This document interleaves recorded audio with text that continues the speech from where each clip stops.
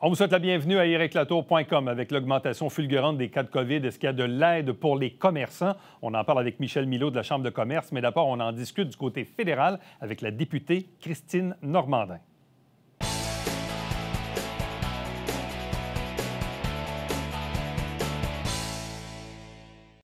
On le voit depuis les derniers jours, des hausses spectaculaires des cas de COVID. Le gouvernement du Québec qui, jour après jour, resserre les taux avec les mesures sanitaires. Du côté du fédéral, évidemment, il y a toujours cette espèce d'attente d'aide aux citoyens principalement. L'aide aux entreprises vient plus du provincial. Il y a la gestion des frontières aussi ou des voyages. Bref, on en discute avec la députée de Saint-Jean à la Chambre des communes, Christine Normandin. Bonjour et bienvenue. Bonjour, M. Latour. Bon, comment ça se passe actuellement du côté du fédéral? Parce que le premier ministre Trudeau et son gouvernement sont plutôt discrets sur la gestion des frontières ou sur l'aide qui est demandée. Est-ce que l'opposition du Bloc québécois a des revendications particulières sur ce que le fédéral devrait faire en ce moment? Mais en fait, nos revendications ont surtout porté sur les mesures d'aide aux entreprises. En fin de session parlementaire, on a travaillé sur le projet de loi C2 qui ramenait une forme d'aide aux entreprises, notamment la subvention salariale et le soutien au loyer. Et nous, on avait des demandes spécifiques pour qu'on puisse donner notre appui au programme. Et ce qu'on a demandé, entre autres, c'est de pouvoir avoir l'assurance que la ministre Freeland, par le biais de la voie réglementaire, puisse ouvrir à certains pans précis de l'économie ces mesures d'aide-là. Nous, on pensait notamment au secteur manufacturier qui a pâti récemment là, de la COVID, mais pas directement.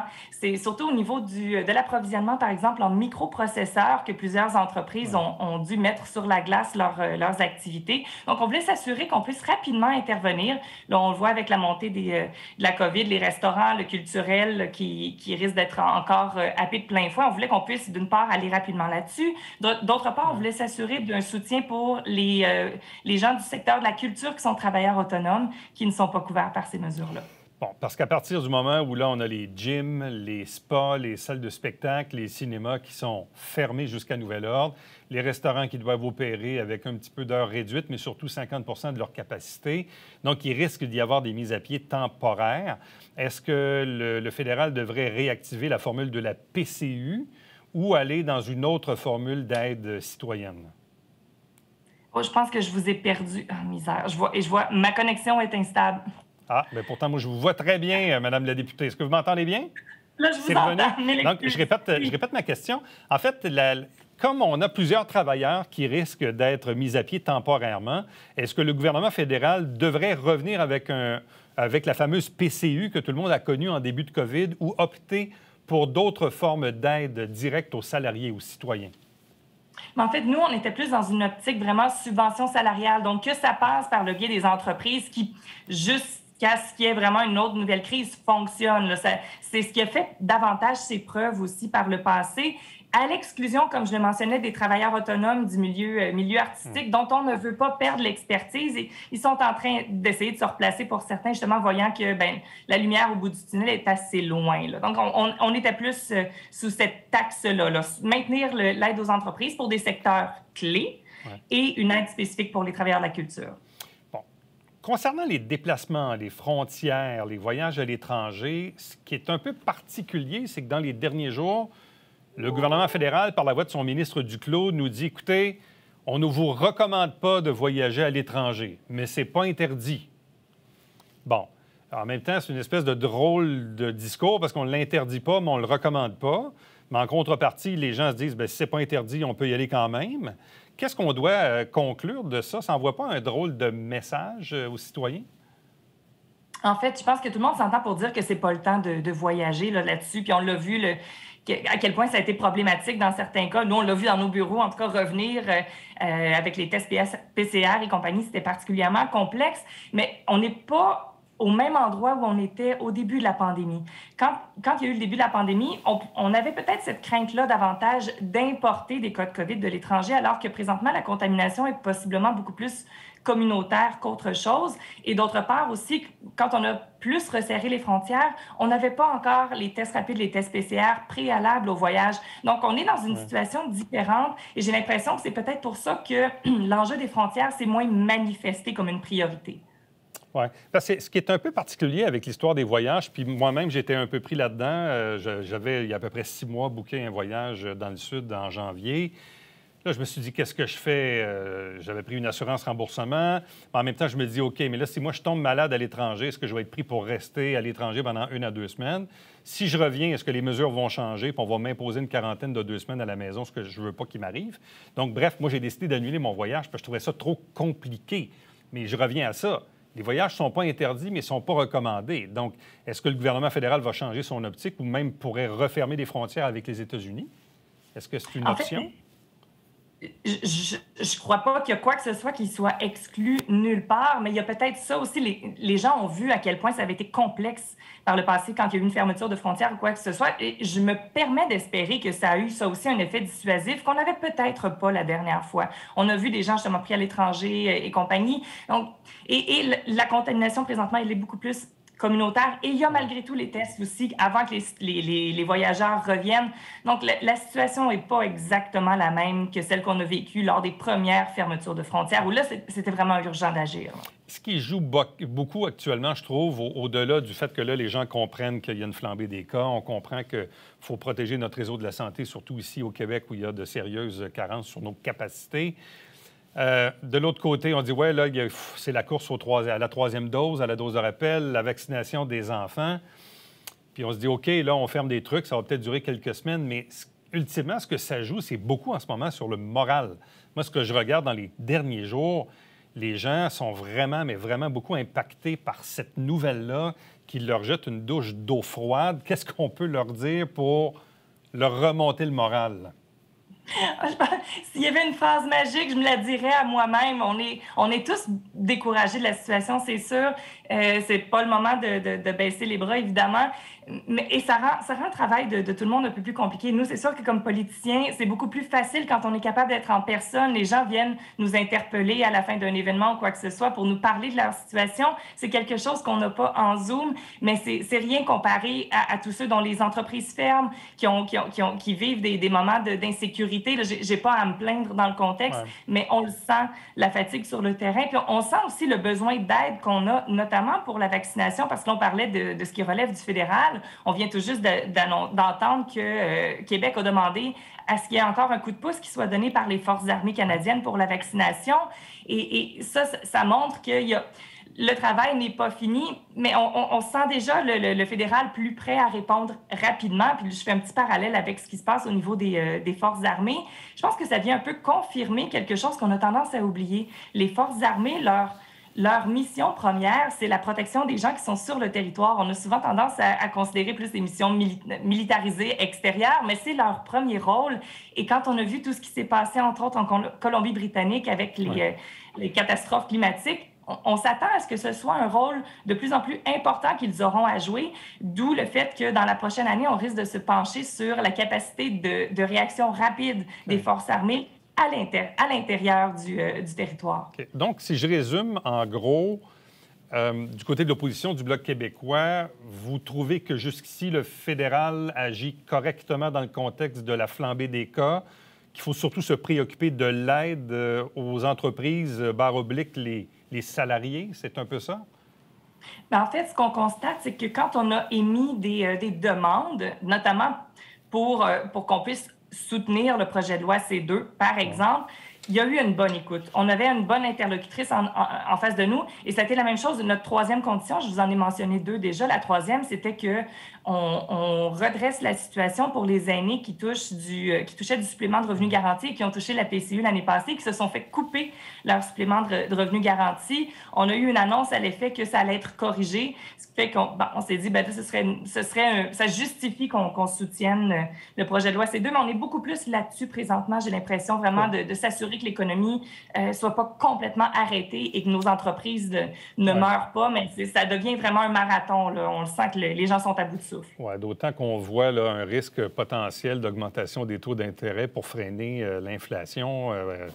Donc, il y a tout ce contexte-là aussi dans lequel l'économie survit en ce moment-là. C'est un peu un contexte un peu particulier, là. Et c'est ce qu'on espère voir juguler avec les outils qui sont à la disposition du gouvernement. Là, on ne peut pas faire une loi anti-inflation, évidemment, mais c'est de s'assurer d'envoyer l'aide au bon endroit, aux gens qui en ont réellement besoin pour qu'elle soit le plus efficace possible sans creuser encore inutilement la dette. Là. Bon, petite parenthèse à l'extérieur des enjeux COVID, c'est parce que je voyais ça passer ce matin où le gouvernement fédéral projette peut-être de fermer l'accès au chemin Roxham, qui est une espèce de voie d'entrée pour les immigrants qui sont en transit avec les États-Unis. Ça nous touche quand même un peu parce que c'est vraiment à proximité de chez nous. Vous suivez ça de quelle façon ou c'est quoi vos demandes ou vos appréhensions par rapport à cet enjeu-là? En fait, notre demande est la même que celle qu'on porte depuis plusieurs années, à savoir, on souhaite la suspension de l'entente sur les tiers pays sûrs, ce qui ferait que les demandeurs d'asile pourraient passer par des postes frontaliers réguliers pour faire leur demande d'asile. Pendant la COVID, on a vu que l'entente a été appliquée. Ils ont comme colmaté la brèche d'une certaine façon. L'entente a été appliquée tout le long de la frontière, donc incluant les postes irréguliers comme Roxham. On a vu une diminution de l'affluence à Roxham, mais parallèlement, on a vu une très forte augmentation des cas de gens qui passaient par des points non connus. Les gens passaient plus incognito et on en perdait la trace. Donc, en réglant un problème, on en créait un autre. Ce qui fait que, ne serait-ce que pour respecter nos obligations internationales, mais aussi pour avoir un meilleur contrôle sur la situation, on souhaite tout simplement la suspension de l'entente, ce qui ne nécessite aucune discussion avec les États-Unis. On peut le faire unilatéralement et ça réglerait le problème sans en créer un supplémentaire. Bon. Et là, qu'est-ce qu'on vous souhaite pour 2022? On souhaite la santé à tout le monde, mais on souhaite surtout qu'on s'en sorte le plus rapidement possible, afin que ce soit plus derrière nous que devant là, cette crise-là. Oui, tout à fait. Bien, Christine Normandin, merci beaucoup. Joyeux temps des fêtes. Gardez la santé le plus longtemps possible et du bon temps pour 2022.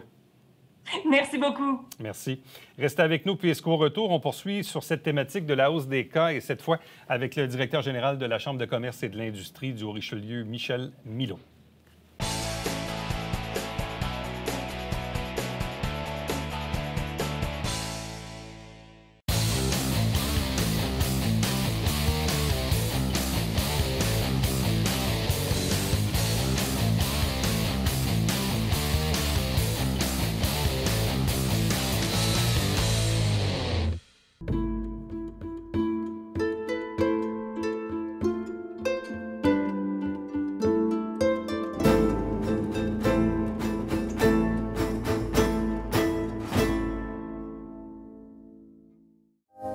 Mesdames et messieurs, bonjour et bienvenue à La Justice entre nous. Mon nom est Serge Hébert.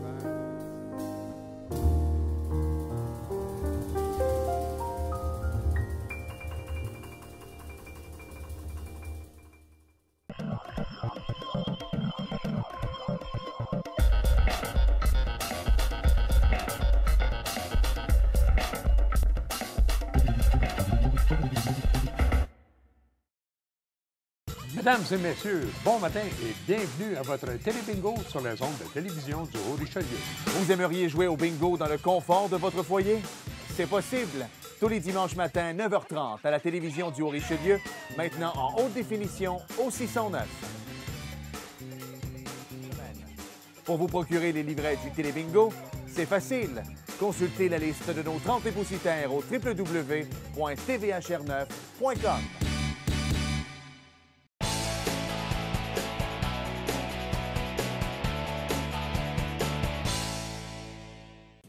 Le Québec, le Canada et le monde entier vivent en ce moment une croissance fulgurante des cas de COVID avec le nouveau variant Omicron.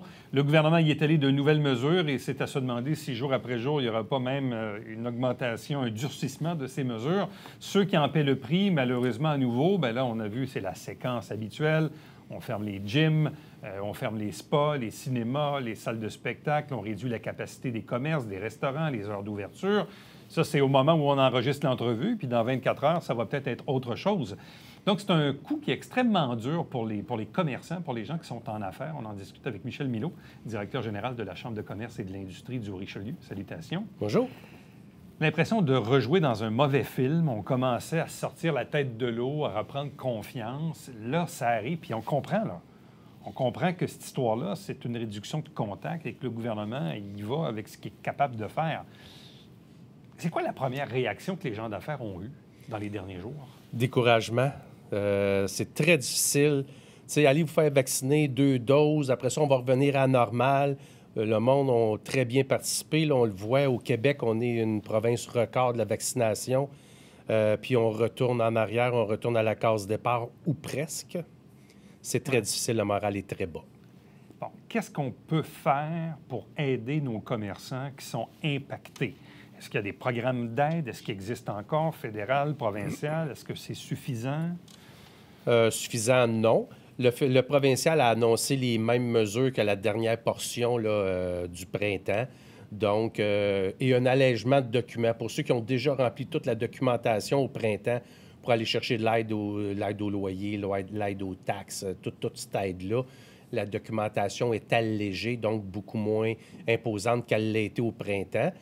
Pour ceux qui ne l'avaient pas fait, bien, ça va être un petit peu plus lourd, là, comme la première fois pour ceux qui ont passé dans cette phase-là. Bon, là où c'est difficile, c'est que, tu l'as dit, l'aide est probablement pas suffisante. Ouais.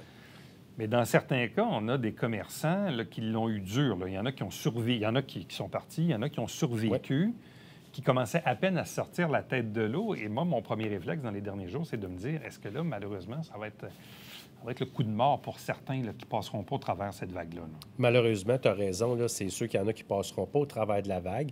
Mais souvent, ces gens-là, ils n'ont pas fait la demande d'aide parce que la documentation est trop lourde. Il faut qu'ils payent le comptable, il faut qu'ils payent un professionnel pour faire toute cette paperasse-là. C'est très lourd, c'est dispendieux.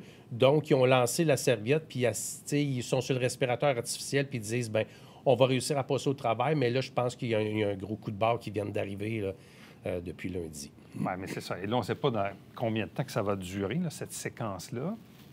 Quelques semaines, mais il faut se rappeler qu'il y a une des vagues où il y a des trucs qui ont été fermés là, on ne parle pas de semaines, on parle de mois, là, sur de très, très, très, très, très longues périodes.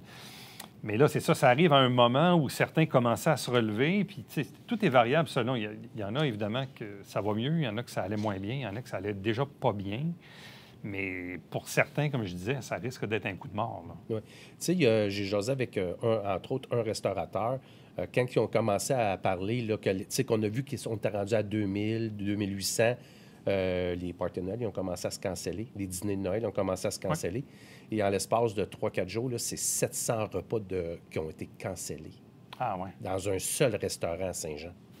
C'est énorme, 700 repas, là. C'est quelque chose. Dans une période de l'année, en plus, où généralement les affaires vont quand même assez bien, où c'est une période où on engrange un peu plus de profitabilité. Là. Exactement. On fait des petites réserves pour le mois de janvier puis février qui va être un petit peu plus difficile. Le monde commence à revivre en mars. Mais, tu sais, quand la COVID est arrivée, on s'est dit, 2-3 mois, ça va être réglé. Puis là, on parle du 10 janvier. Il faut être honnête, là. On s'en va d'un party de Noël. S'ils les annulent pas, on est à 5 000 aujourd'hui. On va être à combien? Le 27, le 28, le 29 décembre, à 8 000, à 9 000, à 10 000 cas par jour. Oui. Et avec une augmentation potentielle des hospitalisations, parce que c'est ça l'affaire, c'est la fragilité du réseau de la santé qui fait que si on ne veut pas délester les autres services à la population, bien, c'est là où il faut que la croissance des cas arrête. Là. Exactement. Parce que c'est ça le problème. Oui. Puis là, on attend toujours encore après le gouvernement fédéral. Ils n'ont pas annoncé, ils ont dit oui, on va aider, mais ils n'ont rien annoncé encore. Fait qu'on attend après le cabinet de M. Trudeau de dire, bien, on va aider, mais dans quelle mesure qu'on va aider? Parce que la dernière portion qu'ils ont aidé, c'était à tourisme, c'était juste des portions. Mais c'est pour ça qu'on en parlait il y a quelques minutes avec la députée fédérale Christine Normandin, parce que là, depuis quelques jours, c'est beaucoup le provincial qui est à l'avant-plan. Oui. Mais que fait le fédéral? Bon, au moment où l'émission va être diffusée, peut-être que M. Trudeau va sortir, mais je trouve le fédéral, disons, assez discret par rapport à ce qu'il y a à faire en ce moment. Puis il n'y a pas juste le Québec là, qui ont commencé à serrer la vis. Ouais. L'Ontario le fait, les provinces maritimes sont en train de suivre, l'Ouest canadien. Fait qu'il faut que M. Trudeau il réagisse rapidement. Là. Ouais. C'est la même chose avec le Québec. On disait en début d'entrevue, évidemment, le premier mot qui nous vient en tête, c'est découragement. Oui. On sait qu'à la Chambre de commerce, avec la collaboration du député Lemieux, vous aviez mis en place une cellule d'aide avec travailleurs sociaux, etc., etc. C'est toujours en place, ça? C'est toujours en place. On a encore de l'argent là-dedans. On est prêt à aider les gens, les entrepreneurs qui en ont besoin. Donc, c'est sûr qu'il y a un petit ralentissement là, pendant la période des fêtes. Les deux travailleurs qu'on a, travailleurs sociaux qu'on a, vont avoir des congés des fêtes, naturellement. Mais gênez-vous pas, là, c'est encore confidentiel. Il y a de l'argent, M. Lemieux, il n'a pas lancé la serviette, bien au contraire. Et puis, profitez-en là, pour aller chercher l'aide que vous avez besoin. Donc ça voudrait dire que s'il y a des gens d'affaires qui nous regardent en ce moment, ils ont simplement à contacter la Chambre de commerce pour pouvoir bénéficier de ce programme-là? Bien, en fait, ils peuvent aller directement sur notre site, c'est ccihr.ca, PSE, Programme de soutien aux entrepreneurs. Il y a la description des deux travailleurs qui sont là. On a un gars et on a une fille. Tu choisis, puis ils retournent l'appel en l'espace de 48 heures, normalement, là, quand on n'est pas en période des fêtes. Pour le premier contact, ensuite, les prises de rendez-vous se font. Et là, après ça, comment ça fonctionne? Il y a quelques rendez-vous? Il y a jusqu'à 8 rendez-vous. Et si le travailleur social juge qu'il a besoin de plus de rendez-vous, il envoie un petit courriel, dit le client numéro 14, que nous, on ne sait pas c'est qui, a besoin de 3, 4, 5 visites de plus. Ah ouais. Puis moi, je l'autorise. À date, on n'a pas dit non. Il y en a qui c'était plus, puis on n'a jamais dit non. On aide. Donc, c'est complètement confidentiel. Nous, la facturation, je pense que le monsieur, c'est pair, la travailleur, femme, c'est impair. Fait qu'on voit le nombre de clients qui est suivi, mais c'est des numéros. OK. Puis, à date, les échos que vous en avez, ça a aidé, ça a porté fruit? Oui, on est, je te dirais, aux alentours de 25 entrepreneurs qu'on a aidés, puis qu'on aide encore. Puis, les échos, là, c'est que quand les travailleurs nous font un petit compte-rendu, là, on l'emmène à terme, tout va bien, puis... fait que non, à date, c'est très apprécié. C'est ça, les entrepreneurs passent par des vagues d'émotions, puis là, d'autant qu'il y a l'usure de la COVID là-dedans aussi, là, parce que c'est pas la première vague. Là. Il y a l'usure de la COVID, puis là, bien, tu vois ton cash flow diminuer, tes liquidités, puis là, si tu as mis ta maison en garantie, puis la famille, puis la pression. C'est beaucoup de pression, puis les employés, puis c'est toute cette pression-là que les entrepreneurs doivent vivre. Là. Au-delà de l'aide qu'on peut aller chercher, il reste qu'ultimement, il y a une pression liée à ça, sur l'avenir de son entreprise sur laquelle on a mis des années à bâtir. Puis là, de voir que ça peut partir en fumée comme ça. Puis tu sais, l'entrepreneur, il n'a pas le droit d'être faible là, devant ses employés. Il faut que c'est une colonne vertébrale qui est droite, qui est dure. Puis ils ont besoin d'aide. Puis eux, ils parlent à qui? Le banquier, le comptable, puis le conjointe. Fait que des fois, d'aller chercher un petit peu d'aide, spécialisée surtout. Puis, tu sais, les travailleurs sociaux, ils vont pas juste parler de l'équilibre au travail, ils vont parler d'équilibre familial parce que tu amènes parfois tes problèmes à la maison. Puis, ça peut engendrer des petites discussions qui ne font pas toujours l'affaire dans le couple. Donc, le travailleur social touche à tout là, pour rétablir la situation. Donc, programme de soutien aux entrepreneurs, toujours disponible à la Chambre de commerce et de l'industrie du Haut-Richelieu via cette entente avec le député de Saint-Jean, Louis Lemieux, et tant mieux. Puis là, d'autant que dans les prochaines semaines... le téléphone risque de sonner, malheureusement, je dis bien malheureusement, mais à nouveau, avec le contexte. Donc, il faut que les gens vérifient toujours l'aide disponible, tant du côté provincial que fédéral. Il faut qu'ils se remettent là-dedans. Et s'il y a de l'aide, il faut qu'ils saisissent l'opportunité. Là. Exactement, parce que là, il y a encore de l'argent de disponible pour des prêts qui sont remboursables ultérieurement. Il y a encore une série d'aides. Là, si vous allez sur le site de Service Québec, vous allez les voir, là. Mais il y a encore une série d'aides, puis il va en avoir encore qui va s'en venir. Du côté de la Chambre de commerce, au retour des fêtes, aviez-vous déjà des activités prévues en présentiel que vous mettez sur pause un peu? Ou... Oui, on avait quelques-unes. On avait Enterron 2021 qu'on avait commencé à travailler avec des beaux punchs. On partait ça fort. C'était vraiment... J'avais hâte de le livrer. Malheureusement, on ne pourra pas le livrer. On avait une table de concertation avec Louis Lemieux, justement, pour... comment est-ce qu'on peut emmener un peu plus de travailleurs, de faire une belle ville, Saint-Jean, une ville attractive. Il y avait des tables le 24 janvier. Puis on avait un dîner-conférence avec le ministre du Travail, là, monsieur... son nom m'échappe, là. Monsieur Boulay. Boulay, merci beaucoup. Voilà. On avait M. Boulay qui venait en dîner-conférence la même journée. Ça, c'est-tu annulé aussi? C'est annulé. C'est annulé. Oui. Aviez-vous aussi un dîner prochainement avec la nouvelle mairesse? Est-ce que c'était dans les cartons, ça? Oui, on avait le 17 février dîner avec la mairesse. Lui, on ne l'a pas annulé. On attend de voir après les fêtes. Là. Okay. Mais si... le dîner de la mairesse, on va le tenir, c'est sûr. Ça va être en virtuel dans le pire des cas. Dans le pire des cas. Okay. Ça va être en virtuel. Il y aura l'option livraison d'un lunch ou sans lunch, là, comme qu'on a fait la dernière année. Mais on va le tenir, oui. Et on se prépare toujours pour un gala quelque part au printemps? Gala en juin. Ouais. Fait qu'on garde notre date. Là, je crois que c'est 16 juin à la Corporation du Sport Saint-Jean. On va attendre fin mars pour voir si on va être capable de le livrer en présentiel. Ouais. Sinon, on va le faire en virtuel. On verra bien. On espère le présentiel. Oui, en souhaitant que cette espèce de montée fulgurante des cas là, se stabilise et redescende aussi vite qu'elle est arrivée. Là. Oui, je pense que tout le monde serait bien heureux. Merci beaucoup, Michel. Merci, joyeuse fête tout le monde. Restez avec nous, on revient avec le mot de la fin.